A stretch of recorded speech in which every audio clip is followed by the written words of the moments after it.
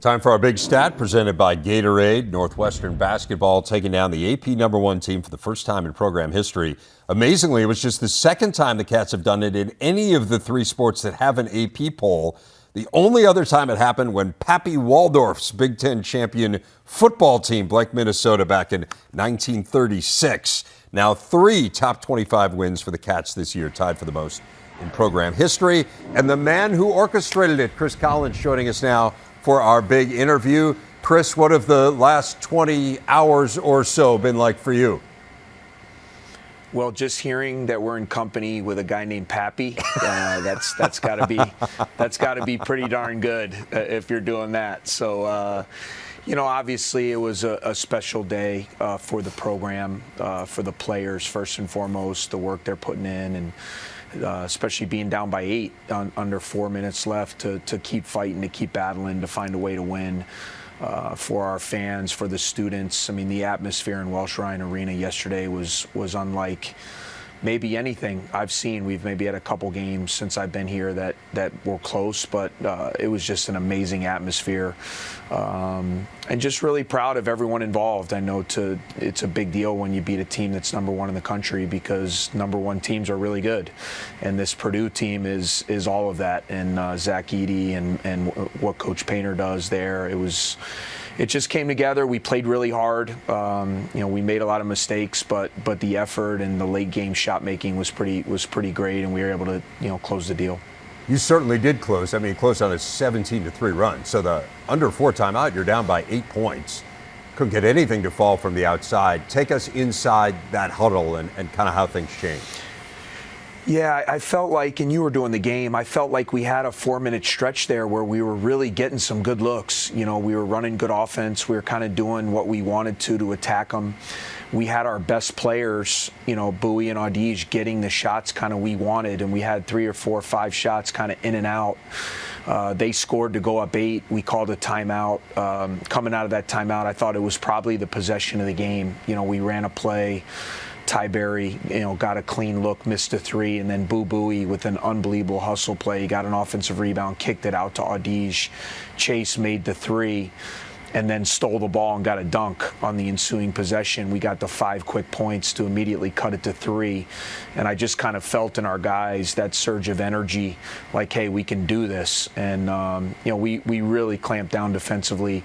I think forced 13 turnovers in the second half. Held them to 20-something% shooting, and that was the key to the game. As we were having our shooting woes, we didn't let them get to the double-digit deficit, which would have been insurmountable. So great job by the guys. We took care of the ball late. We made free throws. We got the stops, and certainly was a great win. You talk about the defense there. It has been phenomenal all year, but it was at a different level in this game. You forced 13 second-half turnovers. You only allowed 6 field goals. You described this offense to me before the game as a machine. So how did you get the machine to malfunction? What was it that you did on that end? Well, we just tried to be as disruptive as we could without gambling too much. If you allow them, they run such good offense, their motion, their low post presence, they get Edey in different positions, they put you in tough spots, their guards really cut well, they have good shooters. Obviously Smith is a good young point guard. We just wanted to maybe try to disrupt the rhythm as much as we could. We had a little bit of success with a zone press in the second half that kind of just made them use a little clock and kind of got them off their spots a little bit. And I just thought, we did really our trapping scheme, there was no magic to it, but I just thought our guys did it with such, passion and aggressiveness that it kind of got Edey on his heels a little bit and, forced him into a couple turnovers, and we were shooting passing lanes. And I just loved our activity level and our fight. And I told you before the game, like, when you do that, you kind of have to pick your poison with these guys, and we were a little bit fortunate. They did get some open looks, and if you're going to beat a team like that, you got to get a little bit lucky with them missing some open shots, which fortunately in the second half happened for us. We mentioned your guards, and Ray Fell just a few minutes ago said they might be the best backcourt in the Big Ten. Bowie was phenomenal throughout the game, as he has been really throughout this Big Ten season. He's just been tremendous. He had nearly half your points. Audige, as you said, got going after a really rough first 36 minutes or so. But how have you seen those two guys elevate their games this year to become a duo that people could talk about as the best backcourt in the Big Ten? Because let's just be honest, that would not have been the case a year ago. Yeah, I just think their maturity and their poise this year, Dave, they're just playing, kind of, they've always shown flashes and have shown their ability to have that kind of talent.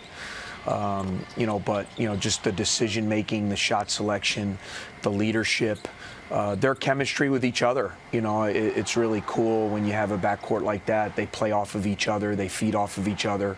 The guys on our team know that they're the guys, and they play their roles around them at a really good level. And, just their confidence. I mean, it's great. Just we're in huddles late in games to hear them be the ones talking, leading, directing.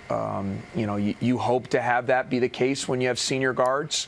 And that's really come to fruition with these guys. Their experience and maturity is really paying off.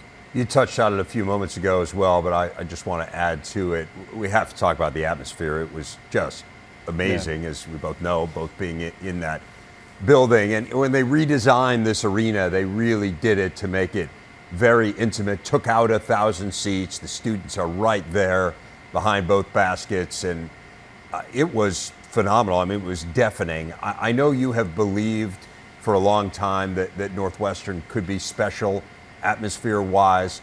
Give us a sense of what it felt like in that building for you yesterday. Well, I've been really lucky in my career as a player and as a coach. Prior to coming to Northwestern, I've really had the opportunity to probably be in every iconic venue in the country, either playing or coaching, and seen those atmospheres at their very, very best. And yesterday was very Cameron-like. It was very Allen Fieldhouse-like. There's no question. The close proximity, the intimacy of the building, it's everything kind of came to fruition when Jim Phillips and I, way back when, had this kind of dream of creating this new Welsh-Ryan and being small and being intimate and having the students right on top and creating this college atmosphere that could rival, what we see at other places in our conference and nationwide. I think it was kind of everything we dreamed of, and it's just really been fun to see the students rally around this team. I hope that happened. We got a great group of guys that we have our limitations. We're not perfect by any means. We have a lot of things we can improve upon, but it's a group of guys that really love playing with each other. They play really hard. They compete every night. And it's great to see that our fans and our students have really rallied around this team. And, hopefully we can keep it going. We have a few more home games. We're going to need it, especially with Indiana coming to town in a couple nights. We'll get to that one in a second, but I do want to ask you about one member of that student body in particular, your son Ryan, who was not in that student section. He's on the bench with you because he is one of your managers. It was really quite a scene with the two of you speaking with Andy Katz and both kind of welling up in tears after the game yesterday. Yeah. What did it mean to be able to share that with him, and what has it meant to interact with him every day in the way that you do?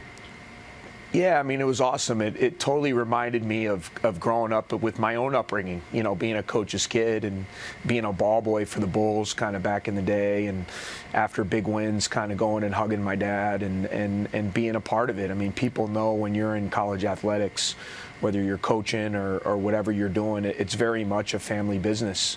You don't just go to practice and you don't just coach the games. I mean, your players become part of your family, through the recruiting process, through all the things you do off the floor. Your family is very much involved in every part of the program. So to be able to have him now with us and be a student manager and share, in a moment like that and going through good times, bad times, but when you have a day like that, to be able to have him right there by my side and share it with family, to me, there's nothing more special than that.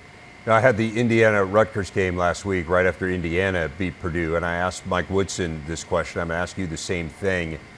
How do you refocus your team? I mean, that is a huge emotional win. They had a huge emotional win over Purdue, and they were able to refocus and get a win over Rutgers. Now, as you mentioned, you have Indiana, who is a great team in its own right, coming in, the 14th ranked team in the country. Give us a sense of what you do with a team after a win like that to get them ready to play another enormous game on Wednesday.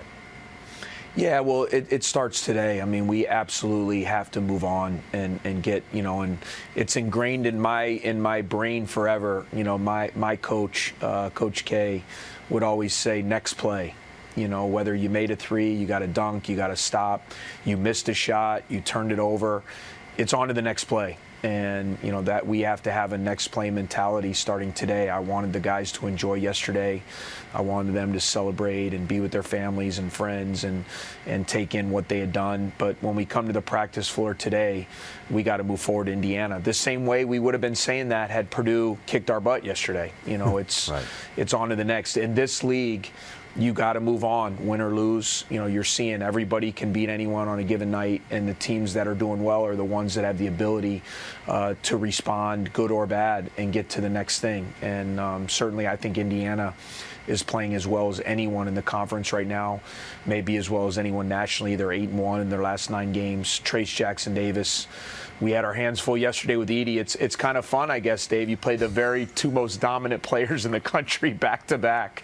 It's not fun preparing for either one of these guys, and we're going to have our hands full. And I know our guys will be excited, though. They know it's a big game. It's that time of year, and we're going to have to be at our best if we're going to be able to compete with those guys. It should be a good one here on the Big Ten Network on Wednesday night. Chris, again, congratulations on a huge accomplishment yesterday, and thanks for taking some time out here with us. Thanks a lot.